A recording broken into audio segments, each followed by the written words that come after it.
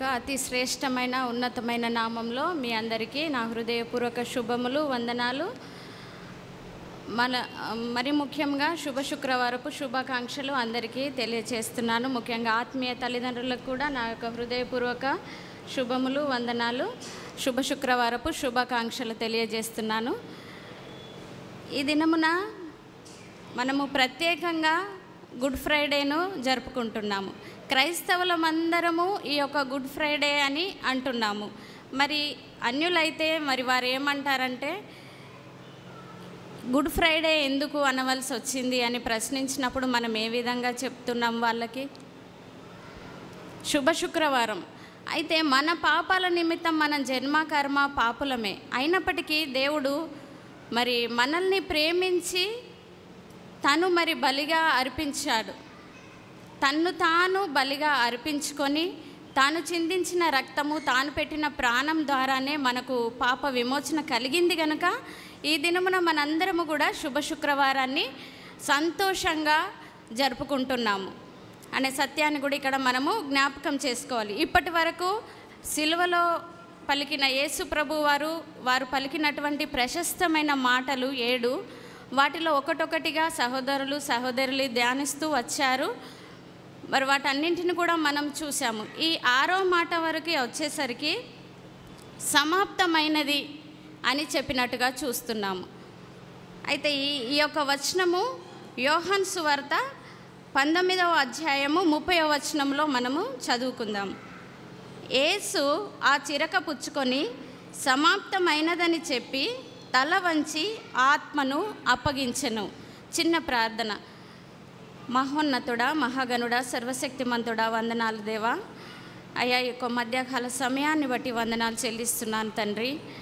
అయ్యా, మరి ఈ యొక్క వాక్యాన్ని మరి ధ్యానించబోతుండగా మీరు పలికిన 6వ మాటను ప్రభువా నాయన మరి ధ్యానించబోచుండగా తండ్రి తగిన జ్ఞానము మీరు దయచేయమని ప్రార్థన చేస్తున్నాను.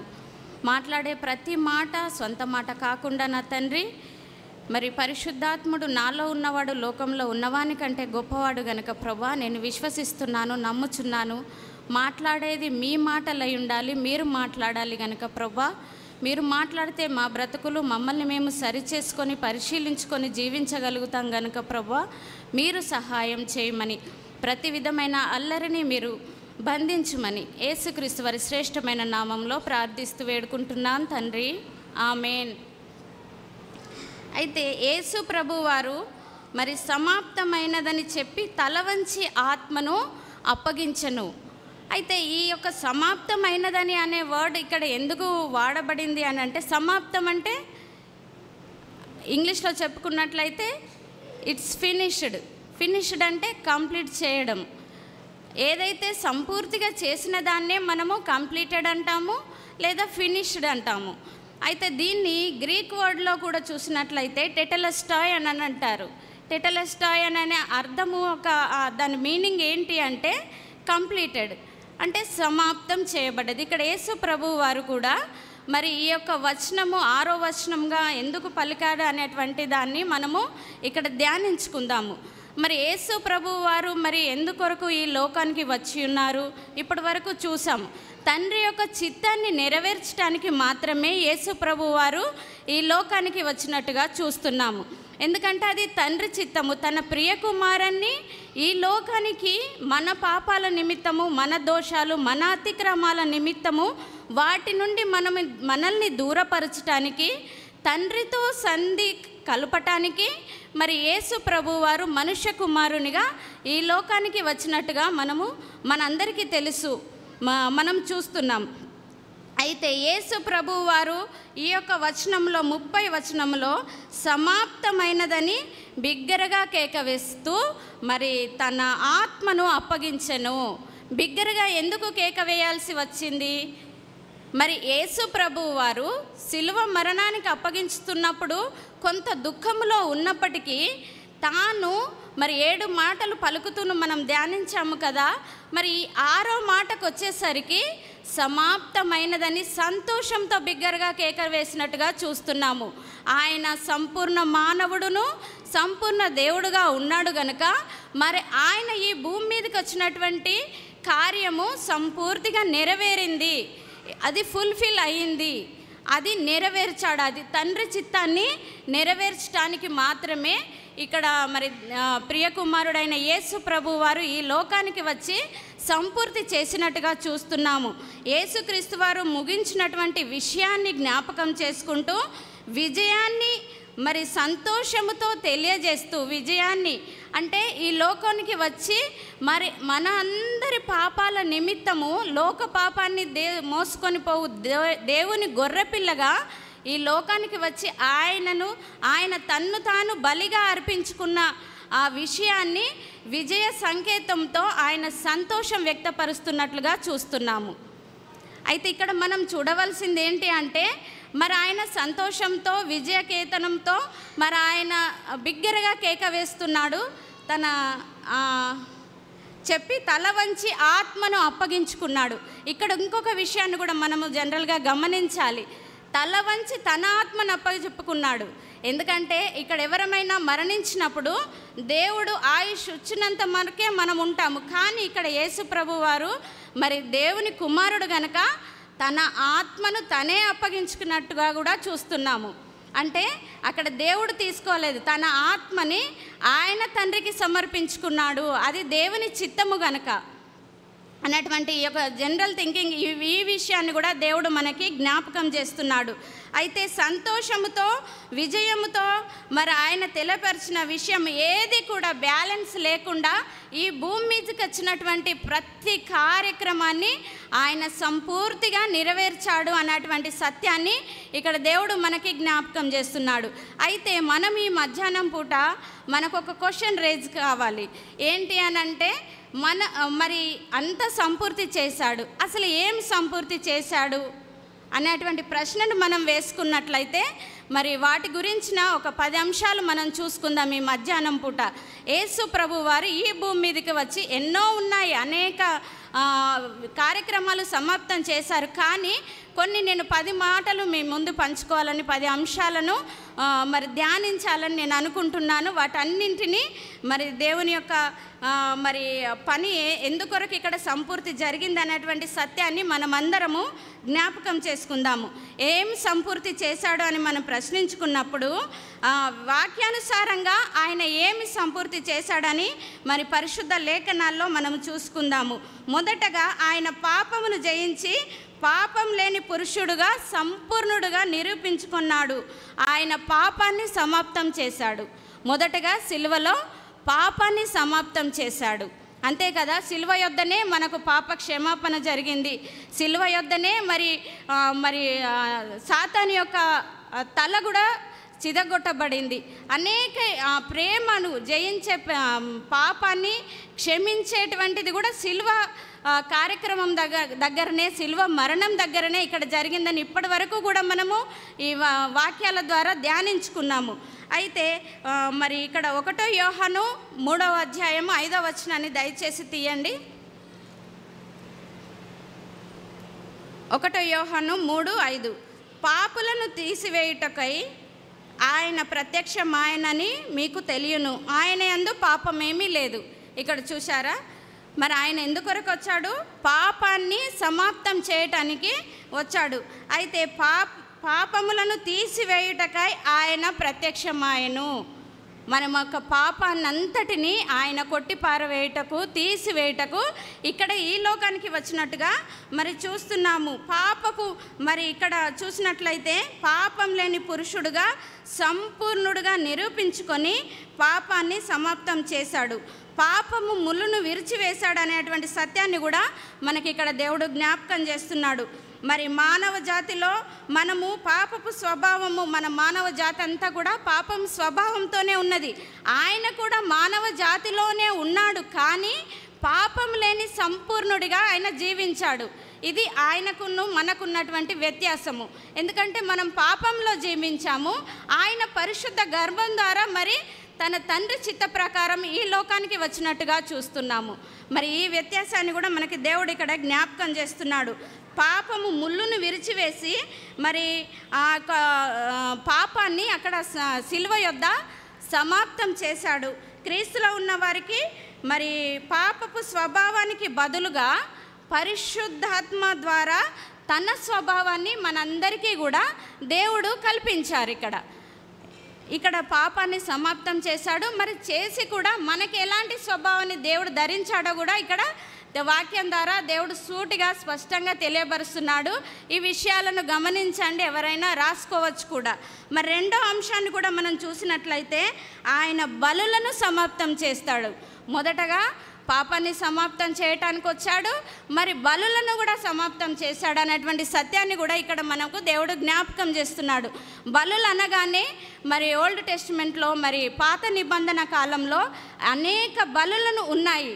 వాటన్నింటి కొరకు ప్రత్యేకంగా ధ్యానించడానికి సమయం మనకి లేదు కనుక మరి ఆ బలులు, హేబేలు బలి, రక్త బలి నుండి కూడా క్రీస్తు యొక్క రక్తపు బలి వరకు కూడా మనకు చూసుకున్నట్లయితే రకరకాల బలులను మనము పాత నిబంధన కాలంలో చూస్తాము. ఆ బలులను కూడా దేవుడు మరి యేసు ప్రభువు వారు సమాప్తం చేశారు. ఏ విధంగా సమాప్తం చేశారు అంటే హెబ్రీయులకు రాసిన పత్రిక 10వ అధ్యాయము 12వ వచనం దయచేసి తీయండి.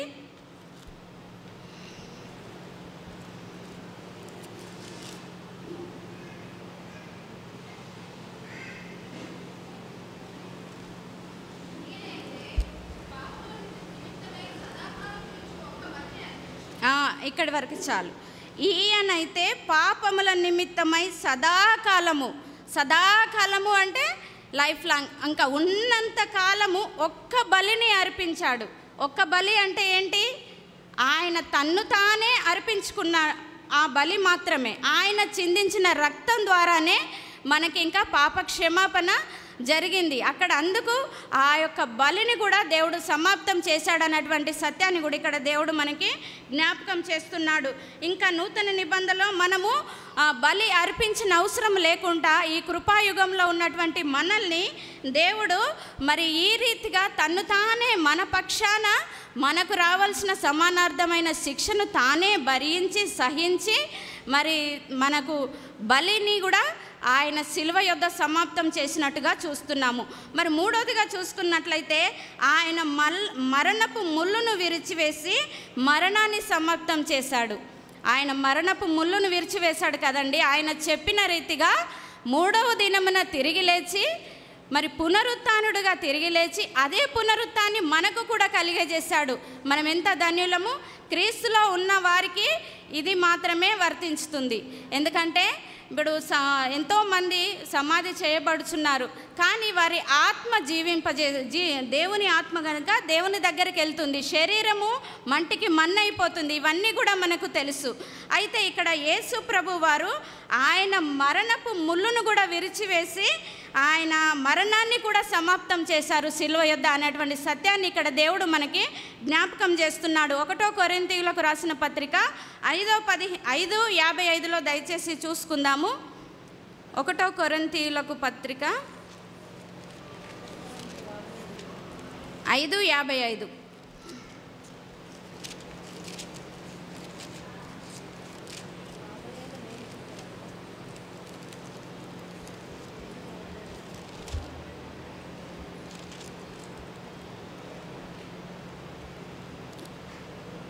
సారీ 15:5లో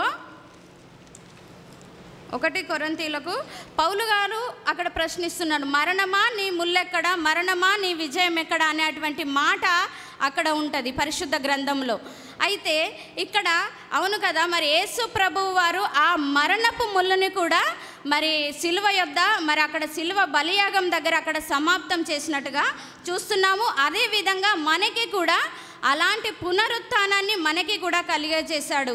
మరి మనకు ఇప్పుడు నిరీక్షణ కలిగి ఉన్నాం కదా, మనము చనిపోయినను మరి క్రీస్తు 2వ రాకడ వరకు మరి ఆయన వస్తున్న సమయంలో మనము ఆయనతో కూడా లేపబడి అందరూ చూస్తుండగా వెళ్ళిపోతాము అనేటువంటి సత్యాన్ని మనకందరికీ ఇక్కడ తెలుసు. అయితే ఆయన 3వ అంశంగా మరణపు ముళ్ళును విరిచివేసి కూడా ఆయన శిలువ యొద్ద సమాప్తం చేశాడు అనేటువంటి సత్యాన్ని దేవుడు మనకి జ్ఞాపకం చేస్తున్నాడు. ఇంకా 4వదిగా చూసినట్లయితే ఆయన రక్షణ ప్రణాళికను సమాప్తం చేశాడు. రక్షణ ప్రణాళికను సమాప్తం చేశాడు. అంతే కదా, ఆయన కూడా ప్రియకుమారుడుగా ఉన్నప్పటికీ ఇక్కడి నుండి మళ్ళీ పరలోకానికి వెళ్ళటానికి రక్షణ బాప్తిసం పొందుకున్నాడు. అదే ప్రణాళికని ఇక్కడ మనకు కూడా, మనము యేసు ప్రభువు వారికి మన యొక్క గోల్ ఏంటి, పరిశుద్ధ పరమపురికి మనం ఏ విధంగా చేరుతాము, మనం రక్షణ అనే బాప్టిజము టికెట్ ఉంటేనే మనం అక్కడికి వెళ్ళగలుగుతాము. ఎందుకంటే ఒక బస్సులో ప్రయాణం చేయాలంటే, మన గమ్యానికి చేరాలంటే మనకు ఒక టికెట్ అనేది అవసరం. రైల్వే కానీ ఎక్కడ పైన ఫ్లైట్స్లో వెళ్ళినా బస్సెస్లో వెళ్ళినా కూడా. అయితే ఇక్కడ కూడా మనము దేవుణ్ణి ఎరిగి ప్రియకుమారుడు ఆయన మన పాపాల నిమిత్తం ఆయన చనిపోయి మరణించి మూడవ దినం తిరిగి లేచినటువంటి సత్యాన్ని మనం ఇక్కడ ఎవరైతే దీన్ని స్పష్టంగా నమ్ముతారో, విశ్వసిస్తారో, రక్షణ పొందుకుంటారో వారు మాత్రమే ఈ యొక్క కార్యక్రమాన్ని జ్ఞాపకం చేసుకున్నట్టుగా చూస్తున్నాం. ఎందుకంటే రక్షణ ప్రణాళిక, రక్షణ పొందుకోకుంటే ఆయన రక్షణ ప్రణాళికను మన కొరకు కూడా సిద్ధం చేయకపోతే మనం ఈ దినమున మనము పాప క్షమాపణ పొందుకునే వారమే కాదు. అయితే ఆయన రక్షణ ప్రణాళికను సమాప్తం చేశాడు శిలువ యొద్ద. మన జాతి అంతా కూడా, మానవ జాతిలో అంతా కూడా పాపపు స్వభావంతో తల్లిదండ్రులు చేసిన పాపాల వల్లనే మనము జన్మించాము. కానీ ఇక్కడ ఆ సిలువలో ప్రాణం పెట్టి యేసు ప్రభువు వారైతే మనల్ని రక్షించుకున్నాడు. ఎందుకైనా పాపం లేని పరమ పురుషుడుగా ఉన్నాడు కాబట్టి ఆయన చిందించిన రక్తం ద్వారానే ఆయన పెట్టిన క్షమాపణ భిక్ష వల్లనే మనం ఈరోజు రక్షణ పొందుకున్నామన్నటువంటి సత్యాన్ని కూడా మనం జ్ఞాపకం చేసుకోవాలి. క్రీస్తు యొక్క సిలువ మరణం ద్వారానే అక్కడ మనకి సమాప్తం అనే కార్యక్రమము జరిపించబడ్డదని కూడా మనం ఇక్కడ చూసుకోవాలి. 5వ అంశాన్ని కూడా మనం చూసుకున్నట్లయితే, సిలువలో సాతాను యొక్క శిరస్సును చిదగొట్టాడు. యేసు ప్రభు వారు సిలువ యొద్దనే పాపానికి విముక్తి కలిగించాడు. ఎందుకంటే మనము పాప శాపంతో ఉన్నాము గనుక, కలిగి ఉన్నాము గనుక మనల్ని తండ్రికి ఇంకా దగ్గర చేయటానికి మన యొక్క పాపపు స్వభావాన్ని, మన యొక్క అతిక్రమాలను, దోషాలను ఆయన దూరపరిస్తే మనం తండ్రికి సమీపస్తులుగా అవుతాము గనుక ఆయన మనల్ని పరిశుద్ధ రక్తంలో కడిగి ఆయన విలువైన ప్రాణాన్ని పెట్టి రక్తాన్ని చిందించి దానిలో మన ప్రతి పాపాన్ని, లోకానికి ఉన్నటువంటి పాపాన్ని, మనొక్కరిదే కాదు లోకమంతటికి అంటినటువంటి శాప మాలిన్యాన్ని అంతా ఆయన తుడిచివేశాడు అనేటువంటి సత్యాన్ని కూడా ఇక్కడ మనము చూడవచ్చు. సాతాను యొక్క తలను ఇక్కడ చిదగొట్టాడు. 1 యోహాను పత్రిక 3:8 చూసుకుందాము.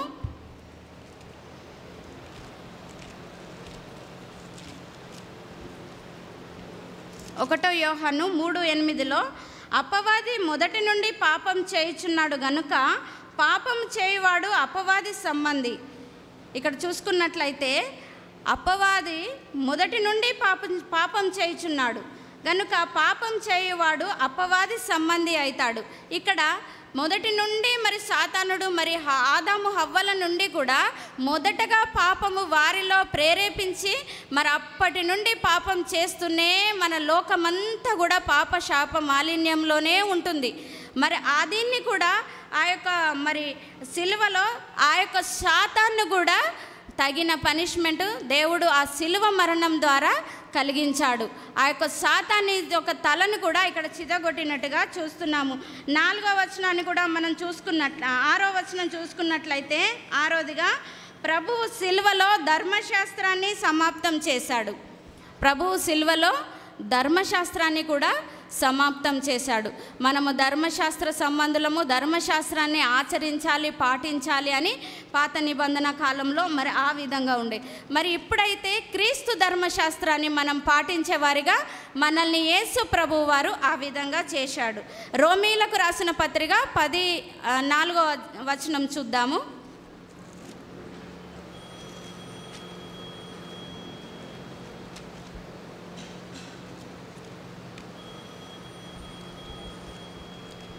విశ్వసించు ప్రతి వానికి నీతి కలుగుటకై క్రీస్తు ధర్మశాస్త్రమునకు సమాప్తి అయి ఉన్నాడు. ధర్మశాస్త్రానికి కూడా మరి క్రీస్తు యొక్క శిలువ మరణంలో అక్కడ సమాప్తి జరిగింది. ఇప్పుడు మనము క్రీస్తు యొక్క ధర్మశాస్త్రాన్ని ఆచరించేవారిగా ఉండాలని కూడా ఇక్కడ దేవుడు మనకి జ్ఞాపకం చేస్తున్నాడు. అయితే 7వ వచనాన్ని కూడా 7వ అంశాన్ని కూడా మనం చూసుకున్నట్లయితే యేసుక్రీస్తు శిలువలో ప్రవచనాలను సమాప్తం చేశాడు. యేసుక్రీస్తు వారు శిలువలో మరి ప్రవచనాలను కూడా సమాప్తం చేశాడు. మరి పాత నిబంధనలో ఆయన కొరకు ఏ ప్రవచనాలు ఉన్నాయో మరి వాటన్నింటినీ కూడా ఎంత కష్టమైనా క్లిష్టమైనా కూడా హృదయ బాధను అనుభవిస్తూ కూడా వాటిని మరి జయించినట్టుగా చూస్తున్నాము. మరి ఆ యొక్క ప్రవచనాలను కూడా మరి సమాప్తం చేశాడు. మరి అక్కడ ఆ యొక్క శిలువలో ప్రవచనాలకి కూడా సమాప్తం చెప్పినట్టుగా చూస్తున్నాము. సమాప్తం చేస్తూ 8వ అంశంగా చూసుకున్నట్లయితే ఆ యొక్క పాత నిబంధన కాలంలో చేసినటువంటి ఆ యొక్క ప్రవచనాలను మరి ఆయన ఎంతో కష్టమైన పరిస్థితులలో కూడా వాటిని అనుభవించి ప్రవచన పురుషుడుగా మరి 8వ అంశంల ద్వారా మనము చూడగలుగుతాము. నెరవేర్చి ప్రవచన పురుషుడుగా నిరూపించుకొని సమాప్తమైనదని మరి అక్కడ శిలువ యొద్ద చెప్పినట్టుగా చూస్తున్నాము. 9వ వచనాన్ని కూడా మనం చూసుకున్నట్లయితే తండ్రి తనకు అప్పగించిన పనిని సమాప్తం చేశాడు. తండ్రి తనకు అప్పగించిన పని ఏమిటనంటే ఇప్పటి వరకు కూడా మనము మరి అన్నీ చూసుకున్నాం. శిలువ యొద్ద మొదటి మాట నుండి కూడా క్షమించటం. తండ్రి వీరేమి చేయుచున్నారో వీరెరగరు కనుక క్షమించమన్నాడు. రెండో దొంగకి కూడా అలాంటి మోసగాళ్ళకి కూడా ఎట్ ఎ టైంలో అక్కడ బ్యాప్టిజం రక్షణ పొందుకున్నాడు. పరదేశంలో జ్ఞాపకం చేసుకుంటా అని అన్నాడు. ఆయన బ్యాప్టిజం పొందకపోయినప్పటికీ మరి దేవుడు ప్రియకుమారుడే. మరి ఆయన హృదయంలో మరి ఆయన సున్నతి పొందుకున్నట్టుగా చూస్తున్నాము. ఆయన హృదయంలో ఆయన మెయిన్ అయితే శిక్షకు పాత్రుడనే అని ఆయన ఎప్పుడైతే అనుకున్నాడో ఆ క్షణమున ఆయన మారు మనసు పొందుకున్నట్టుగా చూస్తున్నాం. 3వ మాట బాధ్యతలను గుర్తు చేశాడు. 4వ మాట అక్కడ కూడా మరి నీ చిత్తమైతే ఈ గిన్నె నా యొద్ద నుండి తొలగిపోమని ప్రార్థన చేసినట్టుగా చూస్తున్నాం. 5వ మాటగా దప్పిగొనుచున్నాడు. మరి ఇంతగణము కూడా ఇన్ని చేస్తూ మనం ఇంకను పాపంలోనే ఉంటుండగానే మరి తన తండ్రికి తన ఆత్మను అప్పగించుకున్నాడు. మన పాప శాపాల నిమిత్తము ఆయన అప్పగించుకున్నాడు. ఆయన తండ్రి చిత్తాన్ని నెరవేర్చడానికి ఈ లోకానికి వచ్చాడు అన్నటువంటి లేఖనాలు నెరవేర్చినట్లుగా ఈ యొక్క 10వ అంశంలో మనం చూస్తాం. 9వ అంశంలో చూస్తాం తండ్రి తనకు అప్పగించిన పనిని సమాప్తం చేశాడు. యోహాను సువార్త 17:4వ వచనం చూసుకుందాము. 17:4లో చేయుటకు నీవు నాకు ఇచ్చిన పనిని నేను సంపూర్ణముగా నెరవేర్చి భూమి మీద నిన్ను మహిమపరిచితిని. ఎంత గొప్ప మాట! చేయుటకు నీవు నాకు ఇచ్చిన పనిని నేను ఈ భూమి మీద సంపూర్తి చేశాడంట. భూమిని మీద సంపూర్తిగా చేసి దేవుణ్ణి మహిమపరిచినట్టుగా చూస్తున్నాం 9వ వచనంలో. మరి అలాగనే 10వ వచనంలో కూడా 10 అంశాన్ని కూడా మనము 10వదిగా జ్ఞాపకం చేసుకుంటే తన జీవితంలో దేవుని చిత్తాన్ని సంపూర్ణంగా జరిగించాడు. తండ్రి భూమి మీద నాకు అప్పగించిన పనిని సంపూర్తం చేశాను అని కూడా మరి ఇక్కడ ఆయనకైనా స్పష్టంగా మనందరికీ తెలియజేస్తున్నాడు. ఎందుకంటే మనల్ని రక్షించటానికే తండ్రి యొక్క చిత్తాన్ని నెరవేర్చడానికి తన ఆత్మను తన ప్రియ కుమారుడు ఏకైక కుమారుడు అద్వితీయ కుమారుడైన కుమారుణ్ణి ఈ లోకానికి పంపించి నా పాపదోషాలు అతిక్రమాల కొరకై తను చిందించబడాలి. తను చిందించిన రక్తం ద్వారానే ఇక్కడ మనకు బలియాగం అయితేనే మరి మనకు పాపం నుండి శాపం నుండి విడుదల విముక్తి కలుగుతుందని అది తండ్రి చిత్తము గనక తండ్రి మాటకి మరి అవిధేయతగా ఉండకుండా విధేయత కలిగి లోబడి మరి ఇన్ని రకాలుగా మరి దేవుడు శిలువ యొద్ద సమాప్తం చేశాడు. ఇంకా అనేక అంశాలు ఉన్నాయి కానీ నేను ఇంకా 10 అంశాలను మాత్రమే తీసుకున్నాను. అయితే ఇంకా ఏం చేశాడు అని అంటే ఇంకా మరి ఈ శిలువ బలియాగం ద్వారా ఇక్కడ 6వ మాట ద్వారా పలికిన తర్వాత అక్కడ ఏం జరిగిందని గిట్ట మనం చూసుకున్నట్లయితే మత్తయి సువార్త మత్తయి శుభవార్త ఒకసారి తీయండి.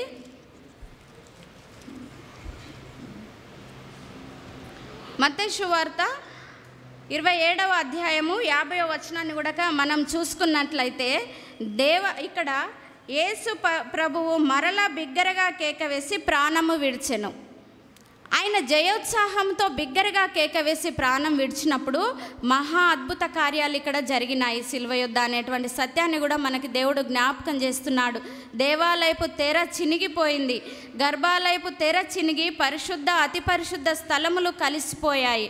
ఇక్కడ దేవునితో మనుషులకి సహవాసము, సంబంధము, సంధి ఏర్పడింది.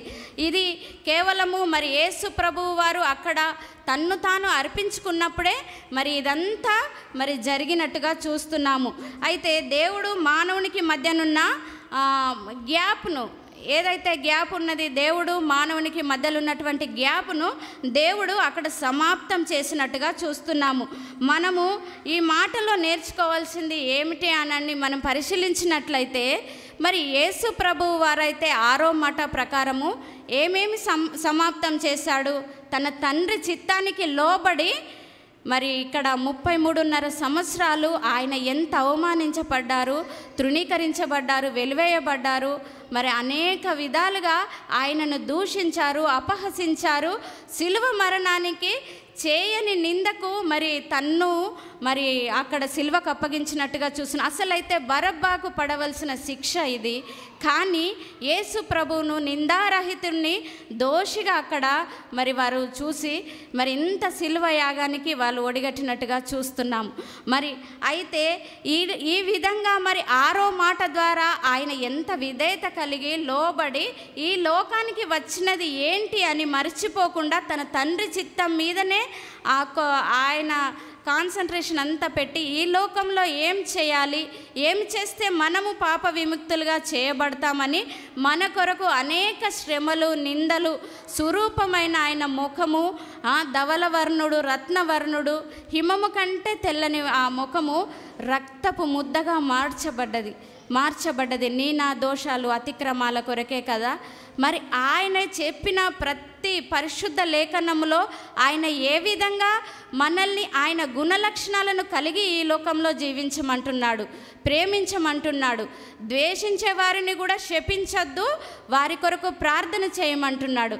అలాగ మనం ఉన్నామా ఈ లోకంలో? మనల్ని మనము ఆత్మ పరిశీలన చేసుకోవాలి. సమాప్తమైనదని ఆయన ఎందుకు చెప్పాడు? మనం ఈ రోజున ఏ రోజు మనము బ్రతికుంటామో, ఎలాంటి ప్రతికూల పరిస్థితి అయినా అనుకూల పరిస్థితిలోనైనా యేసు ప్రభువారు ఎంత శ్రమను అనుభవించి ఉన్నారు. మరి మనం కూడా ఆయన రక్తంలో కడగబడ్డాము, ఆయన వెల ఇచ్చి మనల్ని కొనుక్కున్నాడు, ఆయన రాజులైన యాజక సమూహముగా తన సొత్తుగా మనల్ని చేర్చుకున్నాడు. మనం ఆయన పిల్లలంగా మరి ఆయన లక్షణాలను మనము కలిగి ఉన్నామా? మనము కూడా ఈ లోకంలో ఎప్పుడు చనిపోతామో తెలియదు, ఎప్పుడు ఎంతవరకు ఉంటామో కూడా తెలియదు. కానీ ఉన్నంత కాలము దేవుని యొక్క లక్షణాలను, దేవుని యొక్క గుణగణాలను మనం కలిగి జీవిస్తున్నామా? ఇతరుల పట్ల మరి కరెక్ట్గా మనము జీవిస్తున్నామా? మనము ఆత్మ పరిశీలన చేసుకోవాలి. అయితే ఇక్కడ ఈ దినమున మరి తన్ను ఎలాగైతే బాధ్యతగా అప్పగించుకొని అందరినీ ఎలాగైతే ప్రేమించాడో ప్రతి ఒక్కరిని ప్రేమించినట్టుగా మనం కూడా ఇతరులను ప్రేమించేవారిగా ఉండాలి. మన జీవితంలో మనం ఏ క్షణము ఏ టైంలో మనం దేవుడు పిలుపు మేర అందుకొని వెళ్తామో తెలియదు. కానీ మనము కూడా మన జీవితంలో సంతోషంగా సమాప్తం చేశాము అని మనం అనుకునే స్థితిలో ఉన్నామా? కొంతమందినన్నా రక్షించామా? సువార్త చెప్పుతున్నామా? ఎంతమందిని ఆత్మలు రక్షించాము? మరి మన బాధ్యత ఏంటి? పరిచర్య విషయంలో కూడా బాధ్యతగా ఉన్నామా? వీటన్నింటినీ దేవుడు ఈ మధ్యాహ్నం పూట మనల్ని జ్ఞాపకం చేస్తున్నాడు. మనందరికీ సమాప్తమైనది అని యేసు ప్రభువు వారు తన తండ్రికి అప్పచెప్పుకున్నాడు తన ఆత్మని. మరి మన ఆత్మని దేవునికి అప్పచెప్తున్నాము. ఆయన పరిశుద్ధ రక్తంలో కడగబడ్డ మనము మరి ఈ లోక యాత్ర ముగించుకునేటప్పుడు మరి మనం ఆ విధంగా ఉన్నామా? మన జీవితంలో రక్షణ పొందుకున్నప్పుడు మనం ఈ లోకంలో చేయవలసినవన్నీ ఫుల్ఫిల్ చేసామా అనేటువంటి సత్యాన్ని కూడా మనం ఇక్కడ ఆత్మ పరిశీలన చేసుకోవాలని దేవుడు ఇక్కడ మనకి జ్ఞాపకం చేస్తున్నాడు. ఇక్కడ మానవుల్లో కొంతమంది మనం చనిపోతున్నప్పుడు ఇంకా నా పని అయిపోయింది, నా సమాప్తం అయిపోయింది, నా చాప్టర్ క్లోజ్ అయిపోయింది, వాళ్ళే అనుకుంటారు. అవి కాదు ఇక్కడ దేవుడు అడిగేది. ఆత్మానుసారమైన ఆత్మను ఆయన ఇచ్చాడు గనక, ఆయన జీవవాయువు ఊది మనకు ఆయన ఆత్మ ఇచ్చాడు గనక, మరి ఆ జీవింపజేయ ఆత్మను మనం కలిగి ఉన్నాము గనక, ఆయన ఆత్మలో ఉన్నప్పుడు మనం ఏ విధంగా ఉన్నాము ఈ లోకంలో, రక్షణ పొందుకున్న నువ్వు నేను, రక్షణ బాప్తిజం పొందుకున్న మనందరం కూడా ఇతరులను కూడా శిష్యులుగా తయారు చేసే బాధ్యత కూడా దేవుడు మనకి అప్పచెప్పాడు. మనము అది చేయవలసిన బాధ్యత కూడా మనదే. అయితే ఈ సమాప్తమైనది అన్నటువంటి మాటలో మరి చాలా ఇంకా లోతైన మర్మాలు ఉన్నాయి, కానీ మరి కొన్ని మాత్రమే ధ్యానించుకోగలిగినాము. మరి ఈ యొక్క శుభ శుక్రవారం సమయంలో 6వ మాటను ధ్యానించుకున్నటకు మరి పెద్దలు, ఆత్మీయ తల్లిదండ్రులు కూడా నాకు ఇచ్చినటువంటి ఈ అవకాశాన్ని బట్టి నా యొక్క హృదయపూర్వక ధన్యవాదాలు వారికి తెలియజేస్తున్నాను. మనము రక్షణ పొందుకున్న మనము మన జీవితంలో ఏమి సమాప్తం చేసి ఉన్నాము, కొంచెం కాలమే మిగిలి ఉన్నది కనుక మనము మరి ఇక్కడ ఈ లోకంలో ఉన్నప్పుడు మరి ఇంకా సమాప్తం చేసేవారిగా ఉండాలి. ఈ లోకంలో దేవుని పరిచర్యలో, దేవుని పనిలో మనము సంపూర్తిగా సమాప్తం చేసేవారిగా ఉండాలని, మరి ఆ అట్టి జీవితాన్ని మనం కలిగి జీవించాలని ఇక్కడ దేవుడు మనకి జ్ఞాపకం చేస్తున్నాడు. ఇచ్చిన ఈ అవకాశాన్ని బట్టి కూడా మరొకసారి మీ అందరికీ హృదయపూర్వక ధన్యవాదాలు తెలియజేస్తున్నాను.